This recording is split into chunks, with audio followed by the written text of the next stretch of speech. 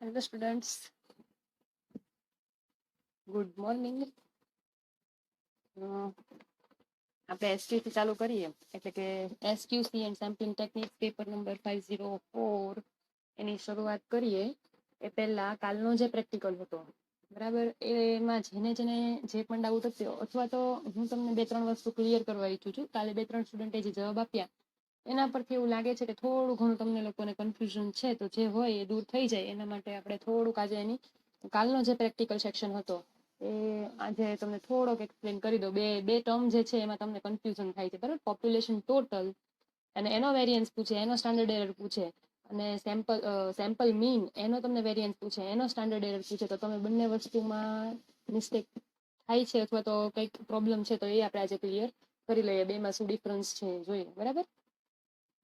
Okay, તો બીજું એ કહેવાનું તમને કે આજે આ વિડીયો છે બધા લોકો જોવે, કેમ કે પ્રેક્ટિકલ ઘણા લોકો જે લેક્ચર્સના વ્યૂ છે એ બહુ ઓછા હોય છે.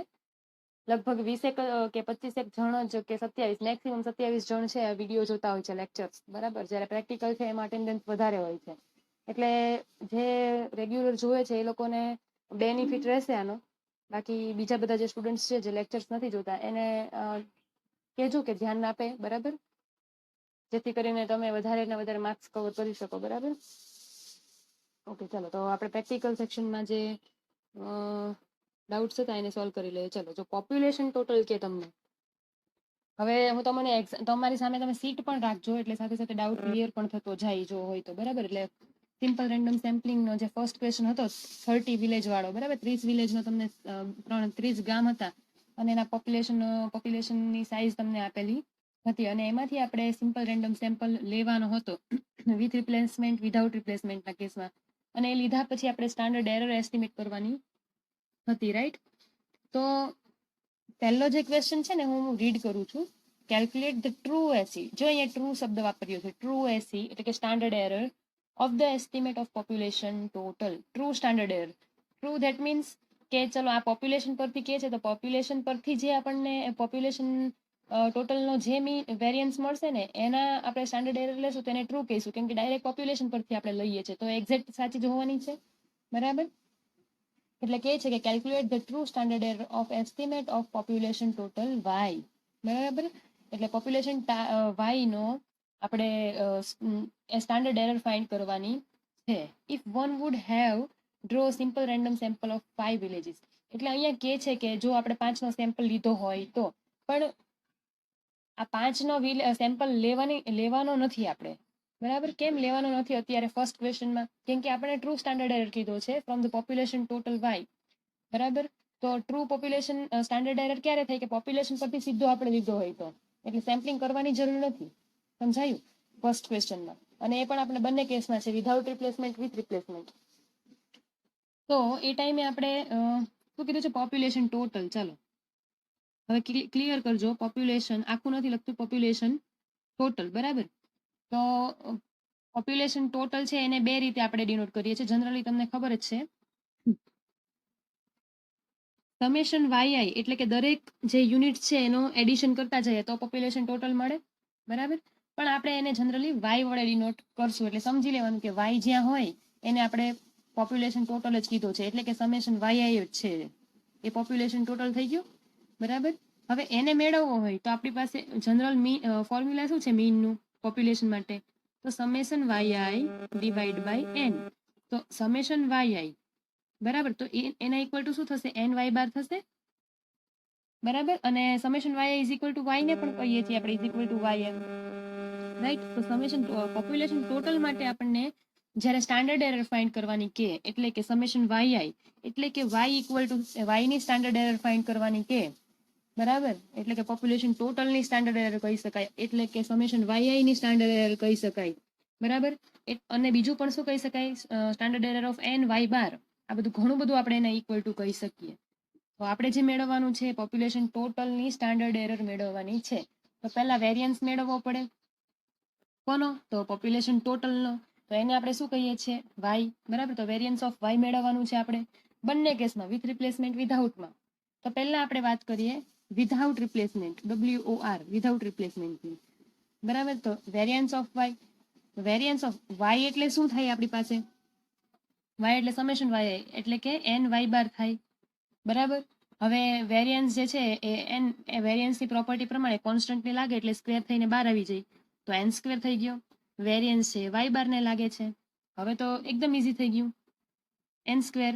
વિધાઉટ રિપ્લેસમેન્ટના કેસમાં વેરિયન્સ ઓફ વાય બાર શું થાય? તો તમને ખ્યાલ જ છે capital N minus small N divide by capital N into S square divide by small N, right. હવે તમારે વેરિયન્સ આમાં ખાલી વેલ્યુ પુટઅપ કરવાની છે. અહીંયા જે સ્મોલ એન છે એની સાઈઝ તમને ખબર જ છે, ક્વેશ્ચનમાં લખેલી છે કે 5ની સાઈઝનો આપણે સેમ્પલ લેવાનો છે, એટલે એન ઇઝ ઇક્વલ ટુ શું આવશે ત્યાં 5, બરાબર. ઓકે, અને કેપિટલ એન તો 30 છે.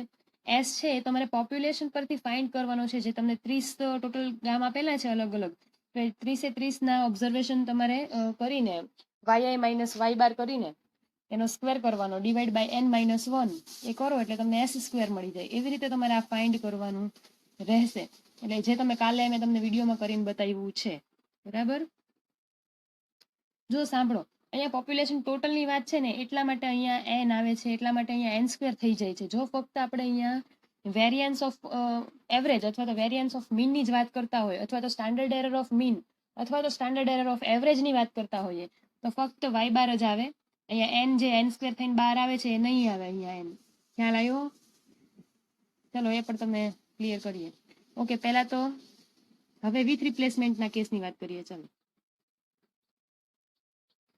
તો વિથ રિપ્લેસમેન્ટનો કેસ હોય, વિથ રિપ્લેસમેન્ટ તો તમને ખ્યાલ જ છે, પહેલા તો આ એન સ્ક્વેર ને બહાર લઈ લઈએ, n square variance of y bar, બરાબર. હવે variance of y bar n સ્ક્વેરના કેસમાં વિથ રિપ્લેસમેન્ટના કેસમાં શું આવે? તો તમને ખ્યાલ જ છે કે સિગ્મા સ્ક્વેર બાય એન, બરાબર કે નહીં? એટલે વેરિયન્સ ઓફ વાય એવો તમારો થશે.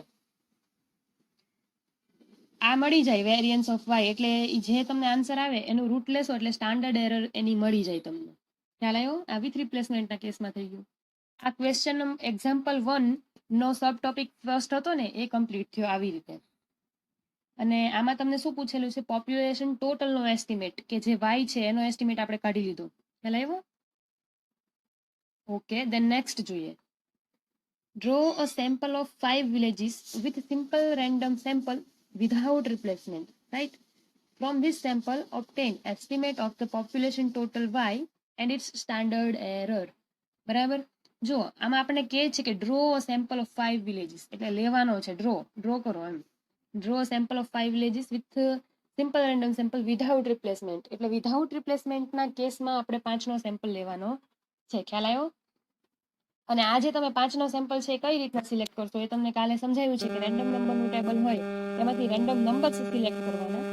એ જે નંબર સિલેક્ટ થાય 5, બરાબર, કેમ કે આપણે 5નો લેવાનો છે એટલે, તો એ જે રેન્ડમ નંબર સિલેક્ટ થાય એને અકોર્ડિંગ જે પોપ્યુલેશન સાઇઝ હોય એ આપણે કન્સિડર કરવાની છે આપણા સેમ્પલ તરીકે. સપોઝ કે 7 નંબર સિલેક્ટ થયો હોય તો વિલેજ નંબર 7ની સામે એની પોપ્યુલેશન સાઇઝ કેટલી છે? તો 540 છે, તો એ ફર્સ્ટ સેમ્પલ આપણો થઈ ગયો. ખ્યાલ આવ્યો? અને એવું નથી કે હું જે લખું છું એ જ તમારે સેમ્પલ આવવાનો છે, દરેકને જુદા જુદા આવવાના છે સેમ્પલ 5 બરાબર. એ રેન્ડમ નંબરના ટેબલ પરથી આપણે લેવાનું રહેશે. પણ કયા કેસમાં? વિધાઉટ રિપ્લેસમેન્ટના કેસમાં. ધેટ મીન્સ, હવે તમને આમાં પાછું કંઈક ડાઉટ હોય તો જો સમજી લેજો. સપોઝ કે અત્યારે આપણે રેન્ડમ સેમ્પલનું ટેબલ છે ખોલતા નથી, પણ હું રેન્ડમલી લખી લઉં છું નંબર, એમાંથી જ લીધેલા છે. સપોઝ કે 3, 5, 9, 12 અને નેક્સ્ટ હજી છે 25, બરાબર. આ રેન્ડમ સેમ્પલ્સ લઈ લીધા આપણે. તો આમાં ક્યાંય રિપીટેશન છે? નથી ને, તો આ વિધાઉટ રિપ્લેસમેન્ટ થઈ ગયું, રાઈટ. હવે સપોઝ કે આપણે રેન્ડમ નંબર સિલેક્ટ કરીએ છીએ, ફર્સ્ટ કોલમના પહેલા 5 લઈ લીધા હોય ધારો કે, અત્યારે હું આશરે જ લખું છું એટલે તમે લોકો કમ્પેર ન કરતા. 13, 12, 16 અને ફરી વાર 3, બરાબર. આવી રીતે આવે છે. તો એ 3 નંબરનું ગામ છે સિલેક્ટ થાય તો એનું પોપ્યુલેશન કેટલા છે? 410નું, તો એ સિલેક્શન થઈ ગયું. 16 નંબરનું સિલેક્ટ થઈ ગયું, પછી 12, પછી 16, અને ફરી પાછું 3 આવે તો એ સિલેક્ટ થશે નહીં. કેમ કે વિધાઉટ રિપ્લેસમેન્ટ છે. એકવાર 3 આવી ગયો છે તો ફરી વાર ત્રીજા નંબરનું ગામ આવશે નહીં. પણ જો આ જ વસ્તુ વિથ રિપ્લેસમેન્ટમાં હોય તો આ 3 નંબર 2 વાર છે તો એ બે વાર આવવો જોઈએ. જો કે એનું કેલ્ક્યુલેશન આપણે પહેલા પ્રશ્નના બીજામાં કરવાનું નથી, એમાં ફક્ત વિધાઉટ રિપ્લેસમેન્ટમાં આપણને 5 નંબરના સેમ્પલને ડ્રો કરવાનું, 5 સેમ્પલ્સ ડ્રો કરવાનું કહે છે વિધાઉટ રિપ્લેસમેન્ટના કેસમાં, એટલા માટે. આ ખાલી તમારી સમજ માટે હતું, બરાબર. હવે એમાં આપણને પૂછે છે કે ફ્રોમ ધીસ સેમ્પલ, આપણે જે સેમ્પલ લીધો છે 5નો, એના પરથી obtain the estimate of population total y, બરાબર, એન્ડ ઇટ્સ સ્ટાન્ડર્ડ એરર. એટલે અહીંયા પણ પોપ્યુલેશન ટોટલ y નો જ આપણે એસ્ટિમેટ ફાઇન્ડ કરવાનો છે અને એનો સ્ટાન્ડર્ડ એરર ફાઇન્ડ કરવાનું છે. પણ આપણે હવે પોપ્યુલેશનનો યુઝ કરશું નહીં, હવે આ સેમ્પલ પરથી જ બધું કરવાનું છે. તો પહેલા શું કરવાનું, સેમ્પલ જે 5નો લીધો છે, આ એક જે પણ 5 નંબર તમારા સિલેક્ટ થયા હોય, બરાબર, 1 2 3 4 5, એનો ટોટલ કરી લો પોપ્યુલેશનનો, એટલે સમેશન સ્મોલ yi થઈ ગયું. તો એ સેમ્પલનો મીન શું થશે, y bar is equal to summation yi divide by n, બરાબર. હવે n ઇઝ ઇક્વલ ટુ 5 આવશે, સમેશન yi એટલે આ 5 સેમ્પલનો સરવાળો, એટલે તમને y બાર મળી જશે. ખ્યાલ આવ્યો? હવે y બાર મળે પછી શું કરશો, આપણને પોપ્યુલેશન ટોટલ કીધું છે, તો population total y equal to, અથવા તો summation yi is equal to n, અહીંયા કેપ લખશું, કેમ કે એસ્ટિમેટ કરીએ છીએ આપણે આ વખતે, નહીં કે ટ્રુ સ્ટાન્ડર્ડ એરર ફાઇન્ડ કરીએ અથવા ટ્રુ પોપ્યુલેશન ટોટલ, બરાબર. આ છે આપણે એસ્ટિમેટ કરીએ છીએ, તો n, અને આપણી પાસે અહીંયા જ્યારે પોપ્યુલેશન, અત્યારે તો હવે આપણી પાસે પોપ્યુલેશન નથી એમ સમજવાનું, કેમ કે આપણે 5નો સેમ્પલ લીધેલો છે, રાઈટ. તો એ ટાઈમે આપણી પાસે પોપ્યુલેશન મીન પણ ના હોય, તો પોપ્યુલેશન મીનનો અનબાયઝ એસ્ટિમેટર કોણ છે, સેમ્પલ મીન. એટલે અહીંયા આપણે n small y bar cap લખી દેવાનો, એટલે ખ્યાલ આવે કે એસ્ટિમેટ લીધેલો છે, y બાર કેપિટલ છે, એનો એસ્ટિમેટ કોણ છે, સ્મોલ y બાર, એટલે એને લઈ લીધો છે, બરાબર. એટલે કેપિટલ y કેપ એટલે કે પોપ્યુલેશન ટોટલનો estimate is equal to n એટલે 30, અને y બાર સેમ્પલ જે તમે 5નો લીધો છે એના પરથી તમારે જે પણ આવે, 28 પોઈન્ટ હોય, 29 પોઈન્ટ હોય, 25 પોઈન્ટ હોય, બરાબર, જે પણ y બાર આવે એની સાથે મલ્ટિપ્લિકેશન કરો એટલે તમને y કેપ મળે. આ y કેપ શું છે, પોપ્યુલેશન ટોટલનો એસ્ટિમેટ. એટલે એક્ઝેક્ટ આપણને પોપ્યુલેશન ટોટલ જેટલો નહીં મળે, પણ એનો આપણે એસ્ટિમેટ કાઢી લીધો કહેવાય આને. ખ્યાલ આવ્યો? જ્યારે આપણી પાસે સેમ્પલ હોય અને સેમ્પલ પરથી આપણે પોપ્યુલેશન ટોટલનો એસ્ટિમેટ કરવો હોય તો આવી રીતે થાય. હવે એની જે સ્ટાન્ડર્ડ એરર કહે તો બી સિમ્પલ છે. કોની? તો આપણને આ જે એસ્ટિમેટ આપણે ફાઇન્ડ કર્યો એને જ સ્ટાન્ડર્ડ એરર. એસ્ટિમેટ આપણે કોનો સોરી, આપણો અત્યારે શું ફાઇન્ડ કર્યું, પોપ્યુલેશન ટોટલ, તો એનો જ સ્ટાન્ડર્ડ એરર ફાઇન્ડ કરવાનું. તો પોપ્યુલેશન ટોટલ શું હતું, y, એનું સ્ટાન્ડર્ડ એરર ફાઇન્ડ કરવું હોય તો પહેલા વેરિયન્સ ફાઇન્ડ કરવું પડે. તો variance is equal to n, અને અહીંયા સ્મોલ y બાર આવી જશે, બરાબર, કેપ લખી શકો, n square variance of y bar cap. હવે આપણે આ વિધાઉટ રિપ્લેસમેન્ટના કેસમાં સિલેક્શન છે, તો અહીંયા વિધાઉટ રિપ્લેસમેન્ટનું જે ફોર્મ્યુલા છે, બરાબર, એનો યુઝ કરવાનો કે ભાઈ n minus small n divide by capital n, s square divide by small n, right. હવે અહીંયા જે s આવે એ સ્મોલ s નો તમારે યુઝ કરવાનો છે. અને s જે છે એ કેવી રીતે કેલ્ક્યુલેટ કરી લેશો તમે, તો એટ ધેટ ટાઈમ તમારે શું કરવું પડશે, s જે છે એ કેલ્ક્યુલેટ કરવાનો રહેશે, ઓકે. તો જે લોકોને અહીંયા કન્ફ્યુઝન હોય જોઈ લેજો, અહીંયા s જે છે ને પોપ્યુલેશન પરથી કેલ્ક્યુલેટ થશે, આ s જે છે, કેમ કે તમને ખ્યાલ છે કે s સ્ક્વેર જે છે અહીંયા કેપિટલ યુઝ કરીએ છીએ, તો capital s square is equal to 1 by n minus 1 summation yi minus y bar whole square. તો એ પ્રમાણે કેલ્ક્યુલેશન કરીને વેરિયન્સ મેળવી લેવાનો છે, વેરિયન્સ ઓફ y એટલે કે વેરિયન્સ ઓફ પોપ્યુલેશન ટોટલ, અને એનું રૂટ લઈ લેવાનું, એટલે standard error of population total, right. હવે આ ક્લિયર થઈ ગયું હશે તમને લોકોને, એવી એક્સપેક્ટેશન રાખું છું. હવે લાસ્ટ ક્વેશ્ચન એવો હતો તમારો કે ભાઈ શું કરવાનું છે, કોન્ફિડન્સ ઇન્ટરવલ ફાઇન્ડ કરવાનો છે, કેટલા %, 95% કોન્ફિડન્સ કોફિશિયન્ટ સાથે. 95% કોન્ફિડન્સ કોફિશિયન્ટ, હવે સમજો 95% કોન્ફિડન્સ કોફિશિયન્ટ હોય તો તમને પડે શું કહેવાય, ઇન્ફરન્સમાં સમજી ગયા હશો કે કોન્ફિડન્સ કોફિશિયન્ટ એક પ્રકારની પ્રોબેબિલિટી, આપણે આને 0.95% જ કહીએ ને, બરાબર, એક પ્રકારની પ્રોબેબિલિટી છે, અને એને જનરલી આપણે 1 માઇનસ આલ્ફા કહીએ છીએ. શું કહીએ છીએ? 1 માઇનસ આલ્ફા. હવે આ તમને ઇન્ફરન્સમાં સમજાવ્યું જ હશે, પણ છતાંય હું અત્યારે આપણે પ્રેક્ટિકલમાં છે તો થોડુંક ડિટેલમાં જઈએ કે વોટ ઇઝ કોન્ફિડન્સ કોફિશિયન્ટ, અને આપણે જે યુઝ કરીએ છીએ ને 5% LOS, બરાબર, લેવલ ઓફ સિગ્નિફિકન્સ, બરાબર, alpha, what is the alpha. હવે આલ્ફા તમે શું છે એને તમે લોકો મને કહેજો, આલ્ફા શું છે, બરાબર. ચાલો તો પહેલા આપણે આને ક્લિયર કરી લઈએ.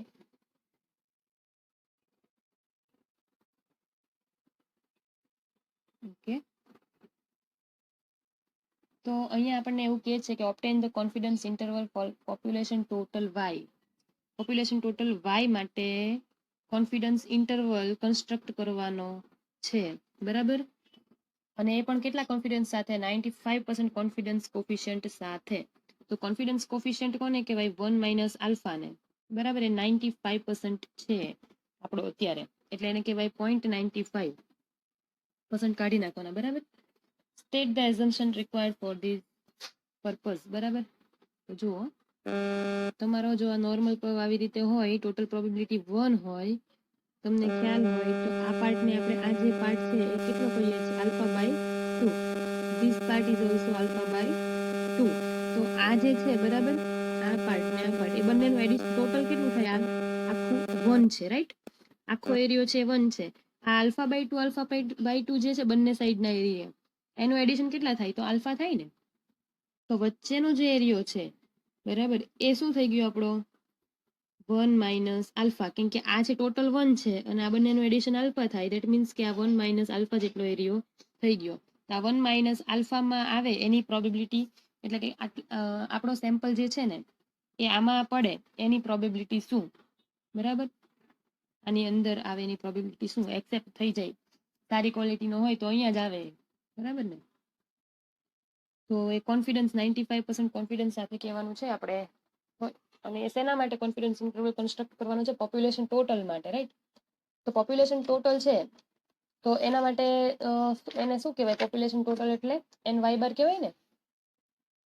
તો આપણે આવું લખી શકીએ, એન વાય બાર કેપ, કેમ કે આપણે એસ્ટિમેટ કરીએ છીએ, બરાબર. પ્લસ ઓર માઇનસ બંને લઈ લઈએ, પ્લસ ઓર માઇનસ. હવે અહીંયા આપણને પોપ્યુલેશનના નથી મીન ખ્યાલ કે નથી વેરિયન્સ ખ્યાલ, એટલે કે આપણે ઝેડ નો યુઝ ન કરી શકીએ, ત્યારે આપણે ટી એસ્ટિમેટ નો યુઝ કરશું, બરાબર. તો T with n-1 degrees of freedom. તો તમારે ટેબલમાં જોવાનું કે n એટલે કેટલો છે? 5 નો સેમ્પલ છે તો 5 - 1 એટલે 4 માટે ટી ની વેલ્યુ. અને અહીંયા આલ્ફા % આવે ને, આલ્ફા એટલે કે 0.05 માં આપણે જોતા હોય, કેમ? તો અત્યારે 1 માઇનસ આલ્ફા કેટલું છે આપણી પાસે? 0.95. તો આલ્ફા ઇઝ ઇક્વલ ટુ શું થાય? બટ ઓબ્વિયસ છે 0.05 જ થાય, એટલે એના પરથી આપણે અહીંયા આલ્ફા 0.05 લઈએ છીએ. એટલે ટેબલમાં તમારે આલ્ફા 0.05 લેવાનું અને ટી ડિગ્રીઝ ઓફ ફ્રીડમ જે છે એને 4 લેવાના, કેમ કે અહીંયા n-1 છે એટલે 4 ડિગ્રીઝ ઓફ ફ્રીડમમાં 0.05 માં આપણે જોવાનું ટી ની વેલ્યુ શું આવે છે. તો તમને ખ્યાલ આવશે કે તમે નેટ પર સર્ચ કરજો તો 2.776 જેટલું આવે, બરાબર. હવે ઇનટુ હજી અહીંયા શું આવશે? આ ખાલી બ્રેકેટની વસ્તુ છે, બરાબર. ટી છે, આ ટી સાથે અહીંયા સ્ટાન્ડર્ડ એરર, અહીંયા લખું છું મલ્ટીપ્લાયમાં છે, standard error of Y cap, standard error of Y cap. Y cap મતલબ પોપ્યુલેશન ટોટલ, કેમ કે આપણે પોપ્યુલેશન ટોટલનો તો ઇન્ટરવલ ફાઇન્ડ કરવો છે, તો સ્ટાન્ડર્ડ એરર પણ કોની હોવાની? પોપ્યુલેશન ટોટલની, રાઈટ. હવે ફક્ત તમારે આ બધી વેલ્યુ જે છે એ તમારે મૂકવાની રહેશે. ખ્યાલ આવ્યો? એટલે પ્લસ કરીને એકવાર માઇનસ કરીને મૂકવાની, એટલે તમને આઈડિયા આવી જશે અને આનો આન્સર મળી જશે. ઓકે, આઈ હોપ સો કે તમને બધાને હવે ક્લિયર થઈ ગયું હશે, બરાબર. તો હવે આજના લેક્ચર તરફ આગળ જઈએ તો ફટાફટ આપણે થિયરી પૂરી કરીએ, કેમ કે ઘણો ટાઈમ જતો રહ્યો છે. ઓકે, હા. તો ઓપ્ટિમમ અલોકેશન, બરાબર, એને અથવા તો આપણે શું કહીએ છીએ? નિયમન અલોકેશન પણ કહીએ છીએ.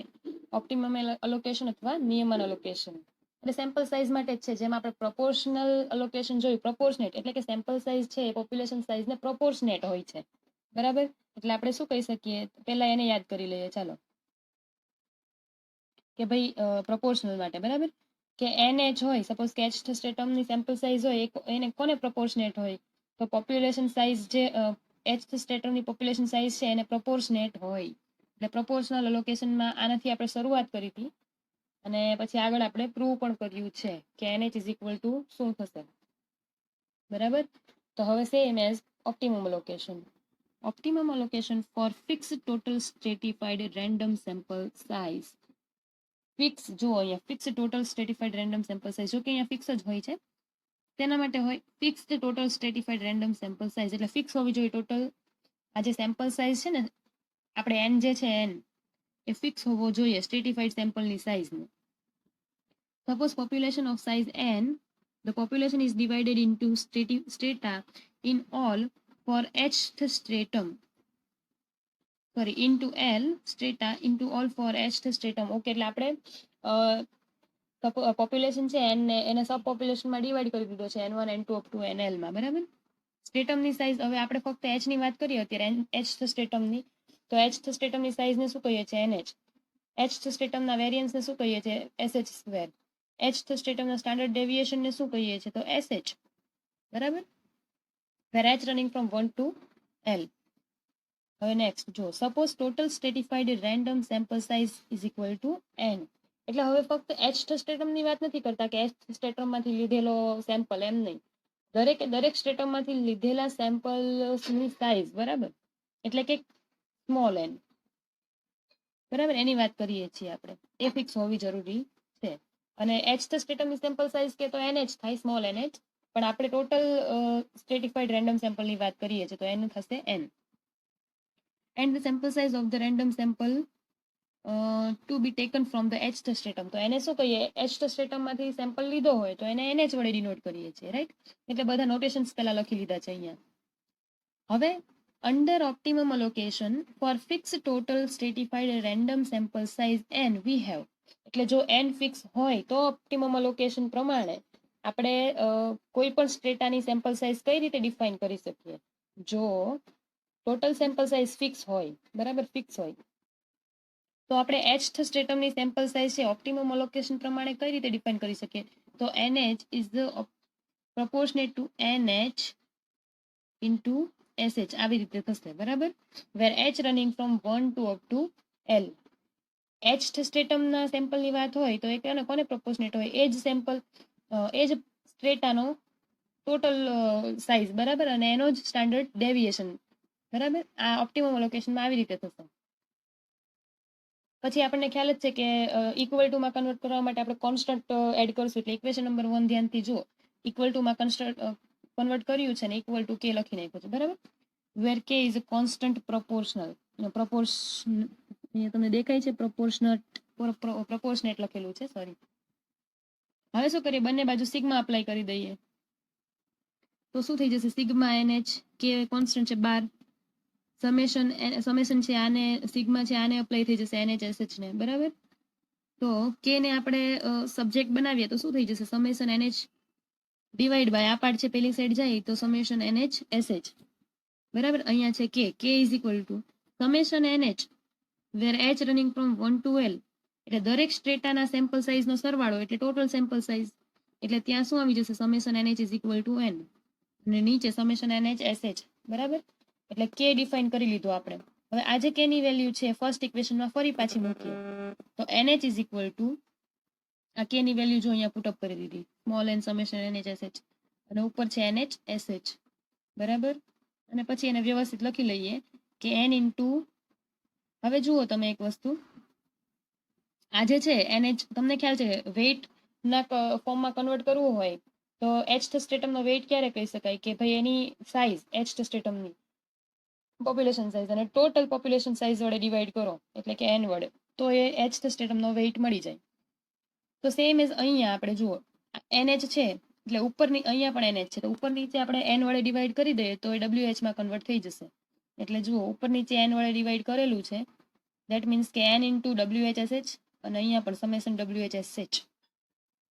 એટલે ઓપ્ટિમમ અલોકેશન હોય તો કોઈ પણ સ્ટ્રેટાની સેમ્પલ સાઇઝ છે આવી રીતે ડિફાઇન કરી શકીએ. જ્યારે ફિક્સ ટોટલ સેમ્પલ સાઇઝ જે છે એ ફિક્સ હોય તો આપણે કોઈ પણ સ્ટ્રેટાની સાઇઝ કેટલી લેવી જોઈએ એ આપણે ઓપ્ટિમમ અલોકેશન પરથી કહી શકીએ છીએ, બરાબર.